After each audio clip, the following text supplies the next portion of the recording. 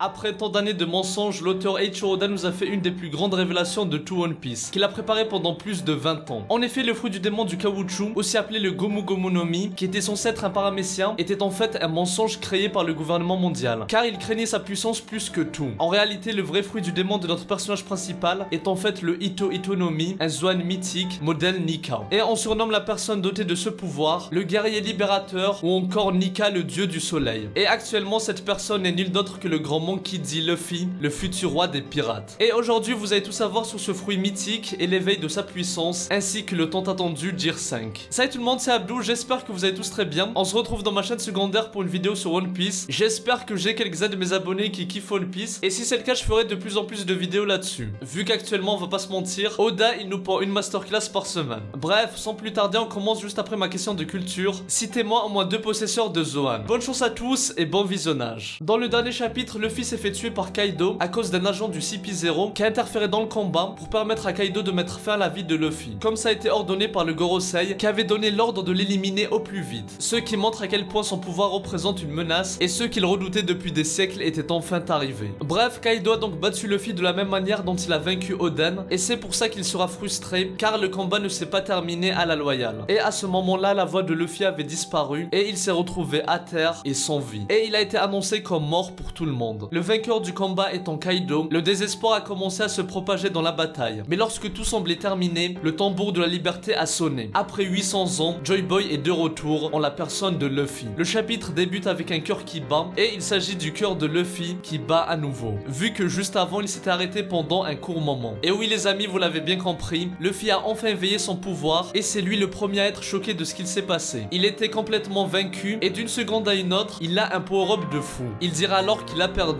mais pourtant il s'amuse bien. Et Momonosuke va dire que Joy Boy dont parlait Zunisha est en réalité Luffy. Et Yamato va directement réagir vu que je rappelle qu'elle a connu l'existence de Joy Boy bien avant les autres grâce au livre qu'a laissé Oden dans lequel il a raconté son voyage avec Roger. Bref, tout le monde sera choqué de la renaissance de Luffy. Et les amis, ce qui est important à noter, c'est que Sanji est le premier à s'apercevoir de ce changement alors qu'il était de base inconscient. Ça montre encore une fois la supériorité de son acquis d'observation. Sinon Zoro, on l'a pas vu dans ce chapitre. La dernière fois qu'on l'avait aperçu, il y avait l'ange de la mort qui lui a rendu visite, vu qu'il était au bord de la mort. Mais les amis, ne vous inquiétez pas, on aura le retour de Zoro très prochainement. Sinon, mis à part ça, tout le monde sera rassuré du retour de Luffy. Nami et Otama vont pleurer de joie, Marco, Law et Kid seront surpris, mais le plus intéressant reste les déclarations du Gorosei, et concentrez-vous car c'est très important. Déjà pour eux, Luffy représente la plus grande menace qui soit, car il a mangé le fruit du démon dont le gouvernement a essayé de mettre la main pendant 800 ans. Mais malheureusement pour eux, ils n'y sont jamais parvenus. Et un des doyens du Conseil des 5 va se dire que c'est comme si le fruit du démon leur échappait de lui-même. Et il dit que ce n'est pas impossible vu que les fruits de type Zoan ont leur propre volonté. Et les amis, ces paroles sont très intéressantes, car premièrement ça expliquerait pourquoi ce fruit du démon leur a échappé pendant 800 ans, car ayant sa propre volonté, il a choisi son futur possesseur et il était destiné pour Luffy, car sûrement étant un D, il a hérité de la volonté de Joy Boy. Et deuxièmement, on pourrait se dire que les Zoan affectent la personnalité de ses possesseurs, comme Luffy qui n'arrête pas de rire depuis qu'il a éveillé son fruit. Et le contraste avec les smiles de Kaido est juste énorme, mais bon, je reviendrai là-dessus plus tard. En tout cas, ce que je veux dire, c'est que les Zoan ont un impact sur le comportement de leurs utilisateurs, comme par exemple Black Maria qui agit comme une araignée, ou bien le meilleur exemple c'est Kaku qui après avoir eu son Zoan a commencé à changer par rapport à ce qu'on a connu de lui. Mais bref, on revient sur le fruit qu'a mangé Luffy qui porte le nom d'un dieu, et il s'agit de Nika, le dieu du soleil. Et les amis, j'ai fait plusieurs recherches pour voir le sens du mot Nika, car on le sait, Oda ne choisit rien au hasard. Et finalement, je suis tombé sur une créature mythologique du nom de Curupira. Il s'agit d'un protecteur brésilien des forêts. Et vu qu'Oda a dit que Luffy serait brésilien dans la vraie vie, ça pourrait prendre tout son sens. Et vous pouvez remarquer que la silhouette de Nika lui ressemble énormément. Mais bon, bref, il y a plusieurs possibilités, je ferai une vidéo consacrée là-dessus si ça vous intéresse. Maintenant, avant de parler du nouveau pouvoir de Luffy, on va s'arrêter sur les paroles du Gorosei, car il y a pas mal de choses très intéressantes à retenir. Premièrement, le fruit du démon que possède Luffy appartenait à Joy Boy. Et si on se base sur ce qu'a dit le professeur Clover, Joy Boy, avec son pouvoir, a réussi à créer un royaume énorme et prospère. Et ce royaume détenait autrefois une grande puissance, mais tout ça a justement été effacé de l'histoire par le gouvernement mondial, car il craignait qu'un jour, quelqu'un vienne poursuivre la volonté du peuple de ce royaume, et c'est sûrement pour ça qu'ils ont laissé des messages à travers les poneglyphes, afin de guider les prochaines générations vers un futur prospère. Et aussi pour se débarrasser de leurs ennemis de l'époque, qui sont à ce jour connus sous le nom du gouvernement mondial. Et là, au fil des révélations, ça ne fait aucun doute que Joy Boy était le souverain de ce royaume. Et c'est pour ça que le possesseur de ce pouvoir est surnommé le guerrier guerrier libérateur. Le Gorosei le décrit ainsi. Son corps est tel le caoutchouc. Il peut réaliser tout ce qui lui passe par la tête, mettant un sourire sur le visage de chacun. On l'appelle le guerrier libérateur ou encore Nika, le dieu du soleil. Son éveil donne à son corps en caoutchouc encore plus de force et de liberté.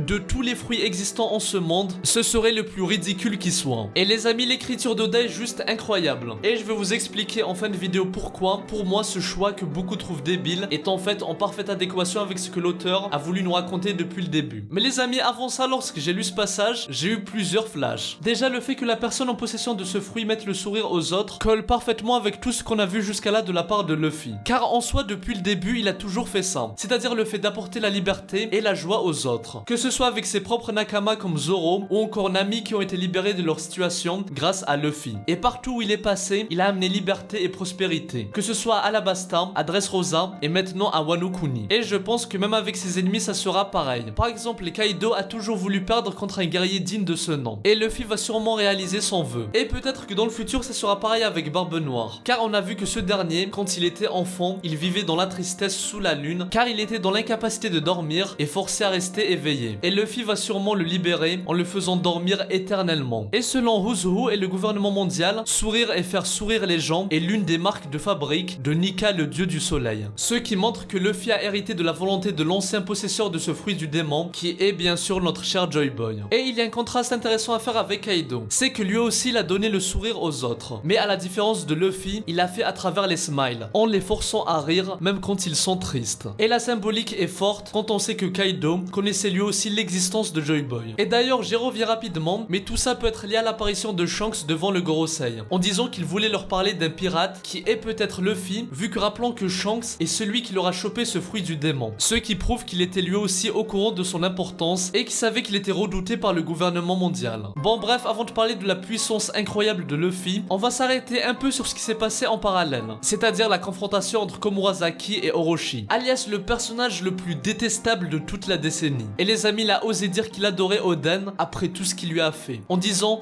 oui, Kaido s'est servi de moi, fuyons ensemble, mais tu rêves mon pote, tu vas mourir ici. Bref, Komurasaki va dire qu'Orochi a trahi les samouraïs qui l'avaient aidé et qu'il n'avait pas tenu la promesse qu'il avait faite à Oden, qui avait dansé pendant des années. Mais ce tocard d'Orochi n'a pas tenu sa part du marché et Oden est mort à cause de lui. Bref, Komurasaki enlèvera son masque et criera « Mon nom est Iori Kozuki » et dira qu'elle a toujours été fière d'être la fille d'Oden. Et sur le moment, Kazenbo, la créature de Kanjuro, est apparue et au lieu de s'attaquer à Iori, il se jette sur Orochi pour mettre fin à sa vie minable. Et quelle ironie quand on sait que c'est une créature qui a été créée pour représenter la haine de la famille Kurozumi. Et les amis, quel plaisir de voir enfin Orochi mourir, brûlé vif en plus de ça. Il a connu l'enfer sur terre avant de connaître le vrai enfer. Bref, on reparlera de ça peut-être une autre fois, parce que là on arrive à un passage très intéressant. Luffy dira qu'il arrive à faire tout ce qu'il a toujours voulu. C'est le mieux que je puisse faire, le Gear 5. Donc Luffy a atteint sa forme ultime, et même Kaido, quand il sentira sa présence, sera surpris. Et on sent la peur sur son visage. Luffy va alors débarquer et attraper Kaido. Et je ne sais pas si vous vous rendez compte, mais Kaido est immense. Mais Luffy arrive quand même à le prendre dans ses mains. Ce qui veut dire qu'il peut rendre ses membres immenses, bien plus que quand il faisait le Gear 3. Et les amis, sûrement Joy Boy était ainsi. Et c'est peut-être pour ça qu'il existe un chapeau de paille géant qui lui appartenait. Bref, en plus de ça, l'éveil de son fruit du démon permet à Luffy de transformer ce qu'il veut en caoutchouc, comme le faisait Katakuri ou encore Doflamingo après l'éveil de leurs fruits. Et vu qu'il a un Zoan, Luffy a sûrement plusieurs capacités, comme Kaido qui te fait des Bijudama à volonté, mais qui peut aussi voler. Bref, Luffy va taper Kaido comme s'il était dans un cartoon, avec les yeux qui sortent et avec ses gros muscles. Les amis, regardez-moi ça, on aurait dit Popeye. Mais c'est totalement voulu de la part d'Oda, vu qu'il avait dit dans un SBS qu'il a toujours voulu que Luffy ait un pouvoir marrant. Et moi je trouve que sa forme en dit long sur son fond, et dans One Piece on va pas se mentir, on a toujours eu des choses ridicules. Non les amis, rappelez-vous quand même de Senior Pink, un mec de 50 piges avec une sucette de bébé. Les amis, c'est chelou, oui ou non? Donc voilà, on a toujours eu ce genre de choses, faut pas trop se plaindre non plus. Ah oui, sinon la chose qui dérange aussi, c'est que Luffy est devenu trop cheaté. Et même Barbe Noire se ferait éclater. Alors on va se calmer un peu. Déjà je rappelle que Barbe Noire a la capacité d'annuler tous les fruits du démon. Et en plus de ça, le pouvoir de Luffy aura forcément une limite et des points faibles. Il y aura sûrement un contre-coup. Je rappelle que quand il utilise le Gear 4, après il est KO et il ne peut plus utiliser de Haki. Alors qu'il s'est entraîné pendant des mois pour le maîtriser. Mais là le power-up est venu pendant le combat. Donc les répercussions seront encore plus grandes, vu qu'il n'a pas eu le temps de s'adapter. Comme comme le Gear 3 qui le rendait tout petit et vulnérable au départ. Et dans ce chapitre, Luffy a dit « Je peux me battre encore un peu ». Donc même contre Kaido, cette forme ne va pas trop durer. Ah oui, d'ailleurs Kaido était ravi de voir que Luffy était toujours en vie. Et il lui dit ceci. « Merci chapeau de paille. Désolé pour l'abruti de tout à l'heure, je ne voulais pas gagner comme ça. » Et ce qui me tue, c'est que juste après, il envoie un Bijudama pour le buter. Les amis, je kiffe de plus en plus Kaido et j'ai vraiment adoré ce passage. Ça montre que Kaido est un homme d'honneur par rapport à Orochi, comme lui avait dit Oden avant sa mort. Et personnellement, je pense que Kaido va mourir dans cet arc. Peut-être en accomplissant une dernière chose, afin de remercier Luffy de lui avoir permis de réaliser son rêve de pouvoir se battre face à un adversaire digne de ce nom. Mais ça les gars, on en reparlera une autre fois. Aujourd'hui, j'aimerais finir sur une des particularités du fruit du démon de Luffy. D'après le Gorosei, ce fruit permet à son utilisateur de réaliser tout ce qui lui passe par la tête. Donc en gros, ce fruit est lié à la créativité. Et en soi, cette créativité, on l'a vu depuis le début chez Luffy, qui est un génie. Il a inventé le Gear 2 après avoir vu les pouvoirs du CP9.